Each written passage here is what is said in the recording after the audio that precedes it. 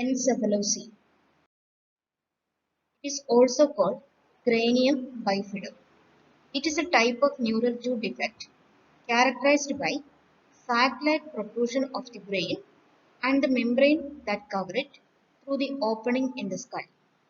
These defects are caused by failure of neural tube to close completely during fetal development at the cranial end. It is a neural tube defect.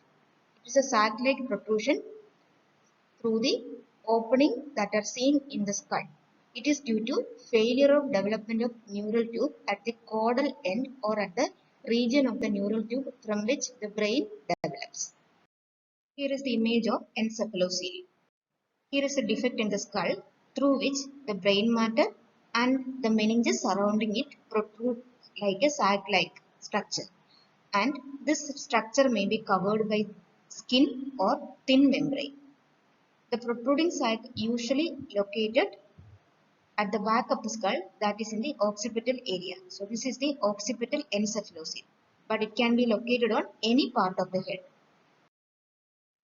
Coming to causes of encephalocele, the exact cause remains unknown. It is caused due to interplay of multiple factors including environmental, toxins, infections, etc. It is more common in family history with the neural tube defects. About the classification, as we have seen, the most common site is the occipital.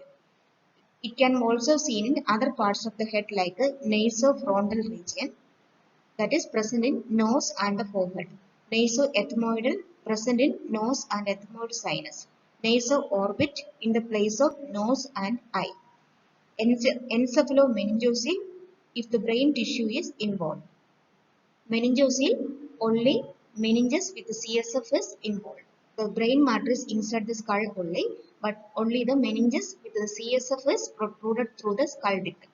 If it contains brain matter, that is called the encephalomenincocele. This is the image of classification. Encephalocele, it can be occipital, it can be sincipital, that is the front portion or frontal region, or also it is on the convexity or in the basal part of the brain. The sincipital ones are frontoethmoidal. Frontoethmoidal again, nasofrontal, nasoethmoidal and nasoorbital. It can be interfrontal and it is associated with the various craniofacial abnormalities. Here is the image of some of the encephalocele. This is the nasofrontal encephalocele. Here is the occipital encephalocele. About clinical manifestation, it depends on the site and the severity of protrusion and also the content which is present inside the protrusion. There can be neurologic problem. There can be hydrocephalus because the meninges and the flow of CSF is obstructed. Spastic quadriplegia since the brain matter is seen outside. Microcephaly again due to protrusion of the brain parenchyma. Ataxia, developmental delay, vision problem, mental growth retardation and seizures. Coming to diagnosis, most of the encephalocele are diagnosed while doing prenatal ultrasound or ultrasound during pregnancy. Some of these encephalocele may go unnoticed, but it will be evident after delivery.